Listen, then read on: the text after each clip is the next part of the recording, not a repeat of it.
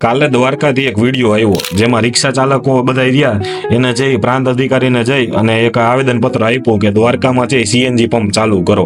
વિચાર કરો, આપણો દેશ આટલો બધો આગળ વધી ગયો, આઝાદીના આટલા વર્ષો થઈ ગયા ને એમાં ગુજરાત તો છે એ સૌથી સમૃદ્ધ છે, એમાં આવા દ્વારકા જેવા પવિત્ર તીર્થસ્થાનમાં છે એ સીએનજીની સુવિધા ઉપલબ્ધ નથી. કોના કહેવાથી ક્યાં જૂથો બાજે છે જેના કારણે છે દ્વારકાવાસીઓને છે આ સુવિધાથી વંચિત રખાય છે ને આનો જવાબ પહેલા તો સરકારે આપવો જોઈએ અને ત્યાં તાત્કાલિક છે સીએનજી પંપ છે એ ચાલુ કરવો જોઈએ. જે લોકો દ્વારકા ગયા છે સીએનજી ગાડી લઈને એ બધાને ખબર છે કે દ્વારકાથી 30-40 કિલોમીટર પહેલા જ છે એ સીએનજી પંપમાં છે સીએનજી પુરાવી લેવું પડે. જે દ્વારકા તમારે સીએનજી પતી જાય તો કોઈ પંપની સુવિધા નથી. દ્વારકાથી ઓખા જાઓ કે ફરી પાછા દ્વારકા વચ્ચે ક્યાંય સીએનજી પંપ કે કોઈ પણ પંપની આજુબાજુ મારા વિસ્તારમાં છે સુવિધા નથી. તમારે 30-40 કિલોમીટર સુધી છે લાંબુ થવું પડે ત્યારે સીએનજી પંપ આવે. બાકી જો તમારું દ્વારકામાં સીએનજી પૂરું થઈ જાય તો તમારે ફરજિયાત છે પેટ્રોલમાં જ છે ગાડી હલાવવી પડે. વિચાર કરો, આવડું પવિત્ર યાત્રાધામ છે અને જે ગુજરાત છે એટલું આપણું ડેવલપ છે તોય છે દ્વારકામાં છે હજી સુધીમાં સીએનજી પંપ છે એ સ્થાપવામાં કેમ નથી આવ્યું ને આ એક સળગતો પ્રશ્ન છે. ત્યાંના લોકલ જે લોકો છે